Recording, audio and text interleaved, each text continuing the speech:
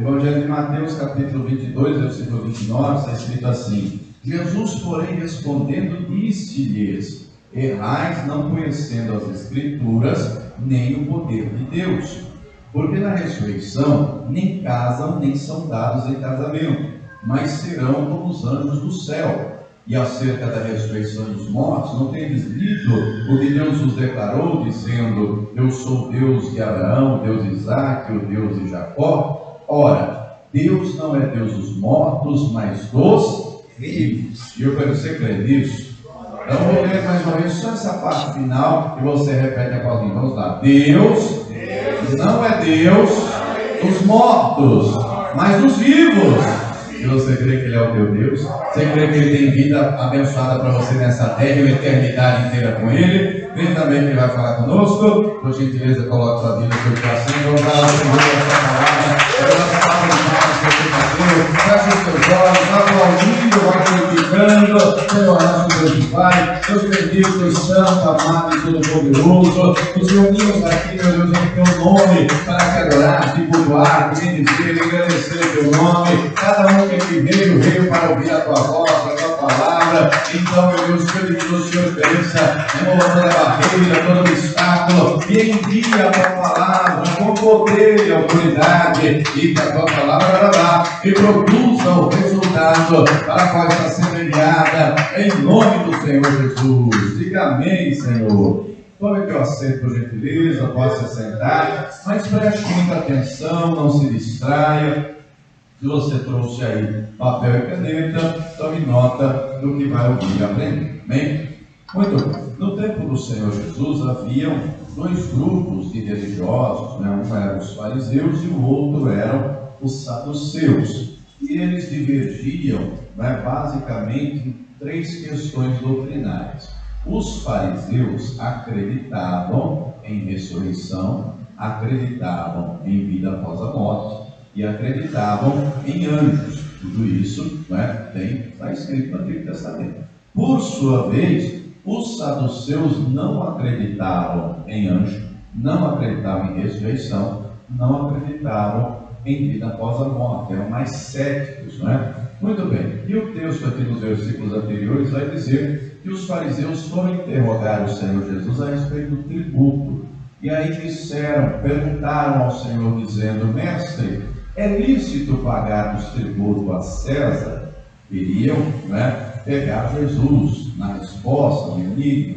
E aí o Senhor disse: mostre a moeda do tributo. E mostraram.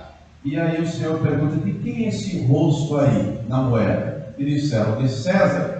E o Senhor disse: dê a César o que é de César e a Deus o que é de Deus. E Deus disse que eles se calaram, emudeceram, não tiveram resposta diante de tamanha sabedoria, não é? Porque com a resposta resolveu a questão. Tem que cumprir as obrigações humanas diante da autoridade humana, o que Paulo vai explicar melhor em Romanos 13, né, no versículo 1 em diante. Toda autoridade é constituída por Deus, é ministra de Deus, mas não pode também deixar de honrar a Deus. Quando os saduceus viram aquilo, e os fariseus ficaram mudos, calados, sem resposta, eles resolveram bolar um outro enigma, resolveram uma outra estratégia para querer pegar Jesus. E o texto diz que no mesmo dia foram lá os saduceus e disseram: mestre, temos uma questão aqui. Na lei, Moisés diz que se um homem casado morre e não deixou filhos, o irmão dele tem que casar com a viúva para gerar descendência para ele. E houve aqui um caso em que uma mulher era casada, o marido morreu, e aí ela casou com o segundo morreu, casou com o terceiro irmão, o terceiro morreu, o quarto morreu, o quinto morreu, o sexto morreu, o sétimo morreu. Ela viúva dele, enterrou 7 maridos e não teve filho de nenhum deles. Aí eis a questão dos saduceus: na ressurreição ela será mulher de quem? Se os 7 foram maridos dela. Aí vem a resposta que nós acabamos de ler. O Senhor deixou claro: errais, não conhecendo as Escrituras nem o poder de Deus. Na ressurreição ninguém se casa, não se dão em casamento. Todos são como os anjos de Deus. E os anjos, embora na Escritura só tenham nomeados 2, o Gabriel e o Miguel, anjos são espíritos e não têm sexo.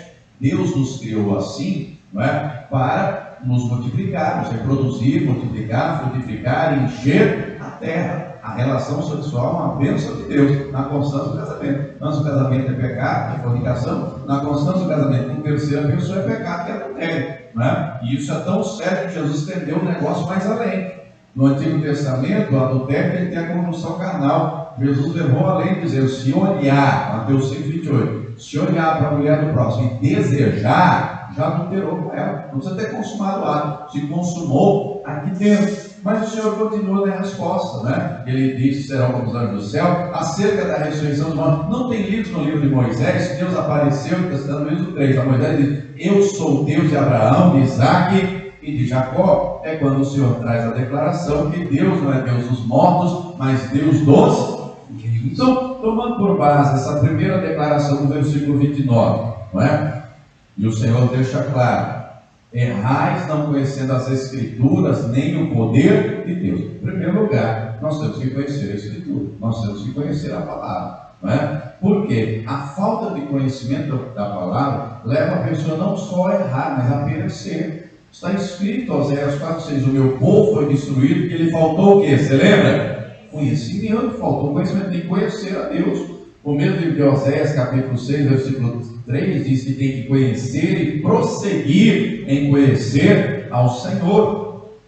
2 de Pedro 3,18 diz que nós devemos crescer na graça e no conhecimento de Deus. Agora, compreenda, o conhecimento tem que vir acompanhado da prática, porque não adianta conhecer e não praticar. Isso para Deus é hipocrisia. Não é por acaso que o salmista diz no Salmo 119:11: escondi a tua palavra no meu coração para eu não pecar contra ti. Logo, Deus quer nos ensinar, Deus quer nos instruir. Leia comigo então, abra comigo no Salmo 32, versículo de número 8. Embora na Escritura encontremos promessas que são gerais, palavras que valem para todos, obviamente, né? Mas encontramos coisas também que são particulares, pessoais, e o Espírito Santo aplica a palavra de maneira particular à nossa vida. Então vejamos, o Salmo 32, versículo 8 diz assim: instruir-te-ei e ensinar-te-ei o caminho que deves seguir, guiar-te-ei com os meus olhos. Então Deus quer ensinar, Deus quer instruir, para que saibamos o caminho que devemos dar, o caminho que devemos andar, a direção que devemos tomar, não é? Imagine aí você andando num dia chuvoso como esse, não é? Imagine ter um local mais seco da rua e um local mais molhado, ou barroso, ou escorregadio. A lógica manda ir por que lugar? O que está mais seco, que é mais seguro, ainda que pareça ser mais longo, ou o escorregadio, barroso e mais curto? A chance de cair mais aonde? No seco ou no molhado? Molhado, né? Então é o Espírito Santo que vai nos dando essa direção no dia a dia da vida. Ele vai nos ensinando, ele vai nos instruindo. Agora, ele ensina quem quer aprender. Não tem como ensinar quem já sabe tudo. E é terrível, gente, já sabe tudo. Um sábio da antiguidade chamado Sócrates, ele era grego, nem cristão ele era, ele dizia assim, e essa frase aí entrou para a história: só sei e nada sei. Quanto mais eu aprendo, mais eu vejo que eu não sei nada. E eu tenho humildade de querer aprender. Isso disse Sócrates. Deus então quer nos ensinar, porque Deus sabe tudo. Mas o versículo 9, Salmo 32 aí, no versículo 9 diz: não sejais como o cavalo, nem como a mula, que não tem entendimento, cuja boca precisa de cabresto e freio, para que não se atirem a ti. Alguém já andou a cavalo alguma vez? Andou de jumento? Já segurou uma rédea? Já usou um chicote, uma espora? Não é? Se o animal já é ensinado, já é instruído, ele vai ser manso. Então só segurar a rédea já é resolve. Agora, se é um animal bruto, tem que chegar a espora, tem que chegar o açoite, senão você pode cair. Ele pode sair, né, desabalar a carreira, derrubar a pessoa, machucar a pessoa. Tem gente que espiritualmente está na condição de cavalo. Tem gente que espiritualmente está na condição de mula. Pastor, misericórdia. Mas, a Bíblia está cheia de analogia com isso, ou não? Por exemplo, o exemplo mais conhecido: o Senhor é o pastor e nós somos as ovelhas. Não, só quem está vivo, diga amém. O Senhor é o pastor e nós somos as ovelhas. Você acha que a analogia é por acaso? Porque a ovelha é um animal dócil, um animal obediente, um animal que não briga, que não discute, é o animal que o pastor chama, ela ouve a voz de quem. Então é o animal que mais aparenta os cristãos. Mas a Bíblia fala também de bode. O Senhor vai separar, né? Mateus ensina, as ovelhas, os bodes das ovelhas. Também tem a analogia com porco, também tem a analogia com cachorro, e tem a analogia com cavalo. A pessoa que na condição espiritual de cavalo é a teimosa, é a rebelde, é a desobediente, é a bruta. Deus não quer que sejamos brutos, senão a gente vai ver dando cabeçada na vida, se ferindo, se machucando, ferindo os outros, machucando os outros. E tem gente assim, tem gente na igreja que só crente dentro do templo. Mas, irmão, Deus não quer que a gente seja crente, só que não. A gente tem que ser cheio do Espírito Santo aqui dentro de casa, no trabalho, onde quer que esteja. Agora nós temos que querer aprender a bem-aventurança da obediência, a bem-aventurança na guarda da palavra. Provérbios 29, 18 está escrito: não havendo profecia, o povo se corrompe, mas o que guarda a lei, esse é bem-aventurado. Aliás, as bênçãos vêm e nos alcançam quando ouvimos e obedecemos. Quando ouvimos e obedecemos. Mas note que o Senhor deixa claro, então: errais não conhecendo as Escrituras. Nós temos que conhecer as Escrituras. A Escritura, a palavra é viva, é poderosa, é eficaz, é poderosa para corrigir os erros, para ensinar a verdade, para repreender todo o mal. A palavra é viva. Só que o Senhor diz também que nós temos que conhecer as Escrituras e temos que conhecer também o poder de Deus. Compreenda que dentro da expressão poder de Deus, essa expressão ela é ampla. Tem gente que pensa que o poder de Deus se resume a milagres e maravilhas. Também, Deus também tem poder para fazer milagres e maravilhas. Aliás, a respeito do poder de Deus, encontramos vários textos, né? Salmo 62, 11. Mateus 28, depois de ressuscitar, o Senhor diz: é-me dado todo o poder no céu e na terra. Quando João vê o Senhor, lá no Apocalipse 1, o versículo 8, o Senhor diz: eu sou o alfa e o ômega, o princípio e o fim, né? E ele vai deixar claro: eu sou o que era, o que é, o que há de vir, o todo-poderoso. Olha só que na expressão poder de Deus estão os milagres também, que chama cura, libertação, coisas extraordinárias, mas nós encontramos também orientação clara em Mateus, aliás, em Efésios 6:10, dizendo que nós devemos nos revestir do poder de Deus. Devemos nos revestir. O poder de Deus não age só do lado de fora. Diga comigo: o poder de Deus também opera aqui dentro. Não é só do lado de fora, no sentido de curas, maravilhas, milagres extraordinários, mas também aqui dentro. Nós temos que também conhecer o poder de Deus. Paulo vai dizer que o poder de Deus se aperfeiçoa na nossa fraqueza. Também está escrito a respeito do Evangelho, Romanos 1,16: não me envergonho do Evangelho de Cristo, pois é o poder de Deus para a salvação de todo aquele que crê. Então nós temos que crer no Evangelho. Diga comigo: haverá milagre na minha vida. Diga: haverá milagre na minha família. Diga: haverá saúde, haverá libertação. Diga: haverá transformação na minha vida. É o poder de Deus agindo e nós temos que crer. Porque se você não crer, quem vai crer? Sem fé Deus não age. Sem fé Deus não opera. Na incredulidade Deus não opera. Compreenda então que é necessário conhecer a Escritura, é necessário conhecer o poder de Deus. Mas o Senhor faz uma segunda declaração que falei no início da mensagem: Deus não é Deus de mortos, mas de vivos. Note que ele está trazendo instrução àqueles saduceus que estavam errando. Ele vai corrigir, ele vai ensinar, ele vai instruir. E nós precisamos ter esse entendimento à luz dos nossos dias.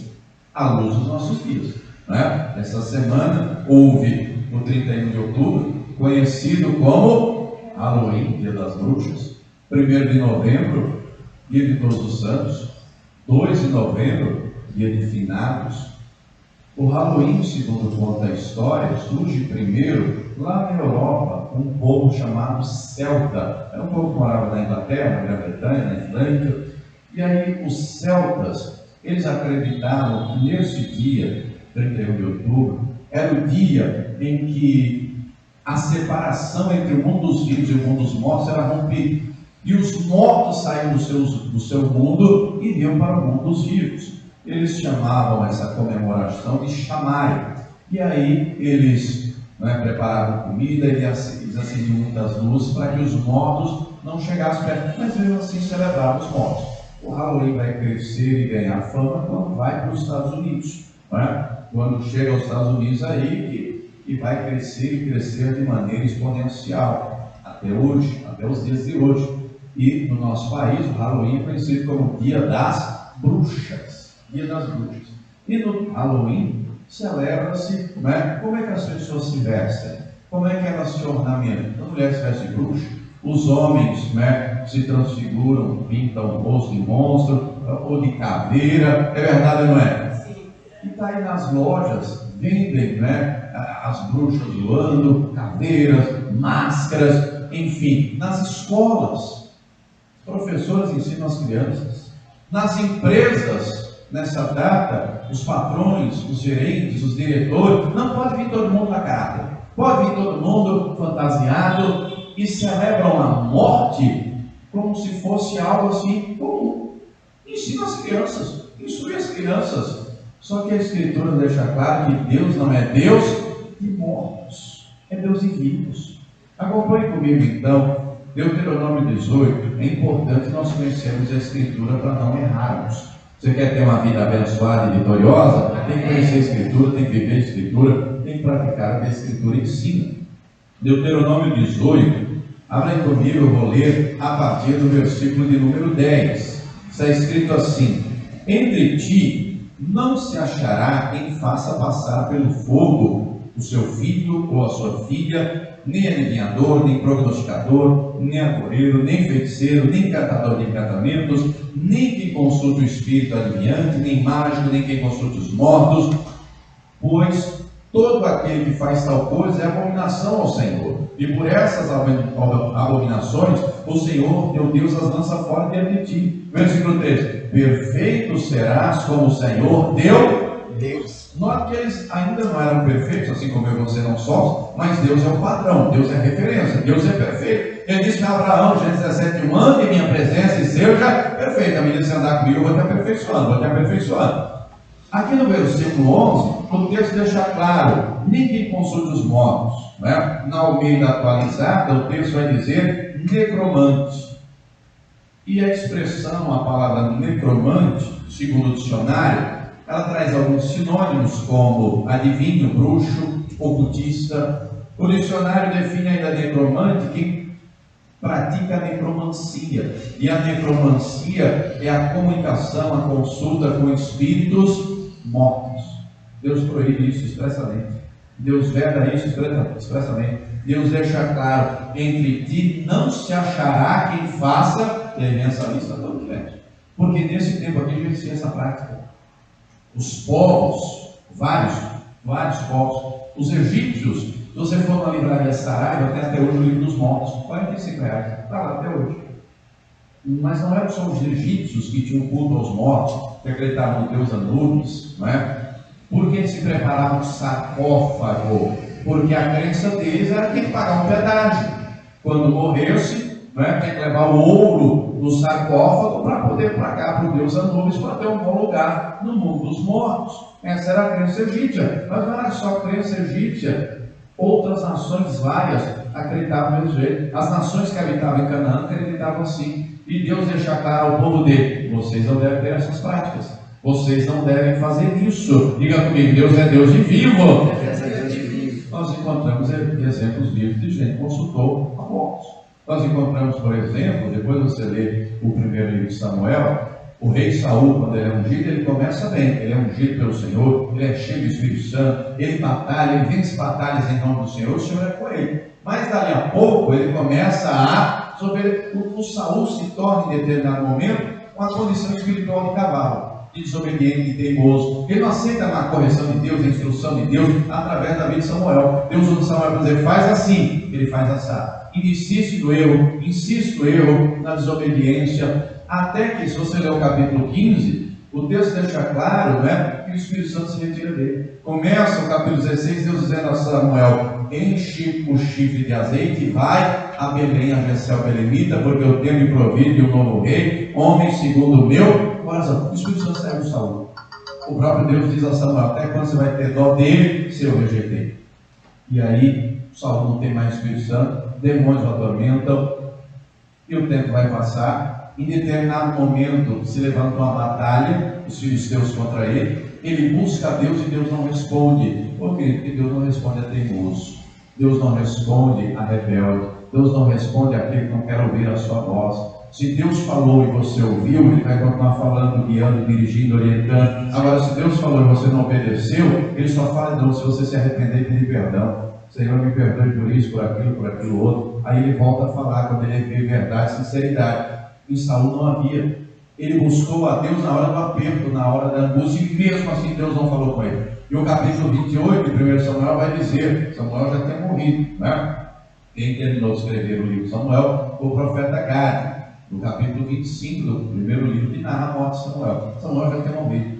E aí Saul quer a resposta de Deus e Deus não responde nada. Ele chama os servos e diz, traga aí uma feiticeira, traga aí uma bruxa. E olhe só, no período inicial do reinado, quando ele era ainda cheio do Espírito Santo, ele baniu todas as bruxas de Israel, todas as feiticeiras de Israel. Ele baniu, falou, aqui não, aqui é palavra de Deus, é Deus reinando, é palavra de Deus governando.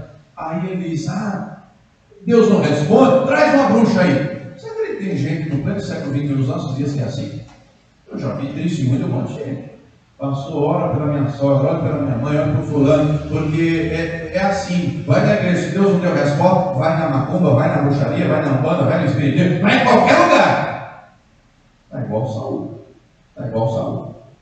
Aí o servo disse, olha, lá em Engedi tem uma bruxa, que é uma feiticeira. Ele falou, vamos lá. Tirou o manto de rei, tirou a coroa de rei, botou uma capa para ir disfarçado, foi lá. Chegou lá na caverna, entrou na caverna onde estava a pitonisa, a feiticeira, a bruxa, e aí falou, eu quero falar com alguém do mundo dos mortos. E a bruxa falou, mas você não sabe que o rei Saul proibiu isso? E aí na hora o demônio veio e disse para ela, ele é o rei Saul. E na hora, mas você é o rei Saul? E ele, calma, não vai acontecer mal algum, só quero falar com alguém. E aí ela disse, você quer falar com quem? Com Samuel, traga ele. Traga ele. E aí o texto vai dizer, depois eu estou resumindo 1 Samuel capítulo 28. O texto diz que ela vê um ancião com uma capa. E o texto diz que ele concluiu que era o Samuel. Não era o Samuel, era um demônio se passando por Samuel. E aí esse demônio, a pitonisa vai incorporar. E aí esse demônio, resumindo o texto, sabe o que o demônio vai dizer para ele? Você sabe que Deus lhe falou que ele já deu o reino a outro. E amanhã você e seus filhos estarão aqui comigo. Resumindo, foi isso que aconteceu. Quando ele ouve, ele desmaia, ele fica fraco. A feiticeira dá para ele pão, dá para ele água. Quando ele recobra as forças, isso era de noite, ele volta para casa. No outro dia foi a guerra, foi a batalha. Os filisteus avançam, ele não tem mais a proteção de Deus, ele não tem mais o livramento de Deus. Ô meu irmão, você quer Deus se protegendo, Deus se livrando, Deus te abençoando, obedeça a palavra dele, seja fiel, porque ele será fiel a você, ele vai te guardar, ele vai te livrar, o inimigo não vai prevalecer contra a tua vida. Saúl quer perder tudo isso. O inimigo avança, os filhos dele são mortos. O Jonatas morre, Malquissua morre, os demais morrem. Quando ele vê então que os filisteus o cercam, ele não tem para onde escapar, sabe o que ele faz? Ele diz ao pajem de armas, porque carregava as armas, a espada, a lança, o escudo, pegue a espada e me mate, não quero nenhum filisteu e circunciso me matando. E o pajem de armas pensa, eu vou matar o rei? Ou não. O Saul então pega a própria espada, prepara ela assim, de ponta para cima na terra, se joga em cima, e se mata, e tira a própria vida. Quando o pajem de armas vê isso, ele faz a mesma coisa, pega outra espada, prepara de lança, ponta para cima, se joga em cima e se mata. Não era Samuel que estava ali, era o demônio. E o Saul teve um fim trágico. Querido, querida, nós temos que guardar a palavra no nosso coração. Tem coisas que não é mais para nós. Pastor, mas o mundo faz, o mundo celebra, mas eu e você não somos do mundo. Nós estamos no mundo, mas não podemos ser do mundo. Nós temos que ser do Senhor. Nós temos que guardar essa palavra. Tem coisas que não são mais para nós. No ano de 2016, dia 12 de janeiro de 2016, foi proclamada no nosso país a lei número 13.246. São 3 artigos curtinhos. Deixa eu ler para você, preste atenção. No ano 2016 Artigo 1º da Lei 13.246. Artigo 1º. Fica instituído o dia 31 de outubro de cada ano como Dia Nacional da Proclamação do Evangelho. Artigo 2º. No dia 31 de outubro, dá-se a ampla divulgação à proclamação do Evangelho, sem qualquer discriminação de credo dentre igrejas cristãs. Artigo 3º. Essa lei entra em vigor na data de sua publicação. Brasília, 12 de janeiro de 2016. Note que a lei é clara. Proclamação do Evangelho. A lei é clara. Ampla divulgação. Não é? Afinal de contas, foi a 31 de outubro de 1517, Martinho Lutero pregou as 95 teses na Igreja Católica, que ele era padre, e aí é o marco inicial da reforma. Mas hoje não tem essa ampla divulgação. O que é que divulgam a respeito do dia 31? O Halloween. O que é que divulgam a respeito do dia 1º de novembro, dia de todos os santos? Sejam eles quais forem. Ô, meu irmão, na palavra, nós temos o Santo de Israel, que é o Todo-Poderoso, é o Senhor. O Santo de Israel é Deus. Na nomenclatura da igreja, no que se refere à igreja, encontramos o termo santos. Diga para a pessoa que está do lado: nós temos que ser santos, porque o Senhor é santo. Ele diz: seja santo, porque eu sou santo. Nós. É proibido o culto ao morto. Dia 2 de novembro é o dia que os cemitérios, lotados. Não me leve a mal, pelo amor de Deus. Se você perdeu aí o marido, a esposa, o pai, a mãe, o irmão, um ente querido, agora, vai e pense comigo. Por mais que você leve lá um buquê de flores, um vaso, uma coroa, o defunto vai ver? Não. Vai te agradecer? Não. Vai te abraçar? Não. Lá na sepultura só tem restos, porque a palavra diz: porquanto és pó e ao pó voltará. No momento da morte, a alma sobe ao paraíso, como disse o Senhor ao ladrão à direita, ou desce ao inferno. E note que há diferença até no velório. O semblante do salvo é um semblante de paz, é um semblante de alegria. Ô, meu irmão, fazer o velório de um homem de Deus, de uma mulher de Deus, o Espírito Santo está lá. É chorando, mas ao mesmo tempo confortado pela presença do Espírito Santo. É chorando pela dor da perda, né? Do irmão, do pai, da mãe, do familiar. Mas o Espírito Santo está lá. É diferente do velório daquele que não é salvo. Primeiro, o semblante do defunto é um semblante carrancudo, é um semblante feio, é um semblante horrorizado, porque não foi para a glória, não foi ao paraíso. Pelo contrário, a alma foi levada por demônios ao inferno. Querido, querida, a palavra veda o culto aos mortos. Dê flor enquanto está vivo. Diga que ama enquanto está vivo. Depois que morreu, não adianta ir lá no cemitério e dizer: ô papai, mamãe, meu irmão, ô meu filho, ô fulano, ô você era tão querido. Por que não disse enquanto estava vivo? A palavra não nos ensina a celebrar mortos. Diga comigo: a palavra nos ensina a celebrar vivos. O único morto que a gente pode celebrar é aquele que morreu e ressuscitou. E o nome dele é Jesus Cristo. Ele morreu, ele desceu à sepultura, mas ao terceiro dia ele ressuscitou. Ele vive, ele reina para todo sempre. E ele disse: eu vim para que vocês tenham vida e vida com abundância. Ele disse: eu sou a ressurreição e a vida. Aquele que crê em mim, ainda que seja morto, viverá. Ele disse: eu sou o caminho, a verdade e a vida. E compreende, ele tem para você uma vida abençoada nessa terra. Celebre a vida, celebre Jesus. Deixa o amor de Deus encher o teu coração, para você amar a tua família, quem está à tua volta. Deixa o poder de Deus encher o teu coração, para você vencer as lutas e batalhas da vida. Deixe a palavra frutificar e produzir resultado, para você não errar, porque com a prática da palavra vem a bênção de Deus. Quem está entendendo, diga amém. Amém. Senão nós vamos errar, não conhecendo as Escrituras. Senão nós vamos errar, não conhecendo o poder de Deus. Senão corremos o risco de errar, flutuando a morte. Deus não quer isso. Deus quer que acertemos. Deus quer que conheçamos o poder dele, que opera não só do lado de fora, mas que opera aqui dentro também. O Evangelho é o poder de Deus para a salvação de todo aquele que crê. Haverão lutas? Sim, haverão. Haverão lutas, haverão aflições, haverão embates, mas ele prometeu estar conosco todos os dias, até a consumação do século. O inimigo pode se levantar e se levanta. Tem dias maus, você já reparou? Tem dia mau que o diabo se reúne com os demônios e dá uma ordem a todos eles: chumbo grosso do fulano. O dia é terrível, o dia é pesado, é luta em cima de luta, em casa, no trabalho, no transporte, em todo lugar. É dia mau. Mas a palavra diz que a gente tem que se revestir do poder de Deus. A gente tem que se revestir da armadura de Deus, para no dia mal poder resistir, poder ter força e, tendo acabado, vencido, glorificar e bendizer ao nome do Senhor. Ô meu irmão, você pode estar num dia mal hoje, você pode estar num tempo difícil, mas o poder de Deus vai te revestir, o Senhor vai te encher, Ele vai te colocar uma armadura, e Ele vai te dar vitória sobre esse dia mal, sobre essa luta, sobre essa aflição. Deus não é Deus de mortos, mas Deus de vivos.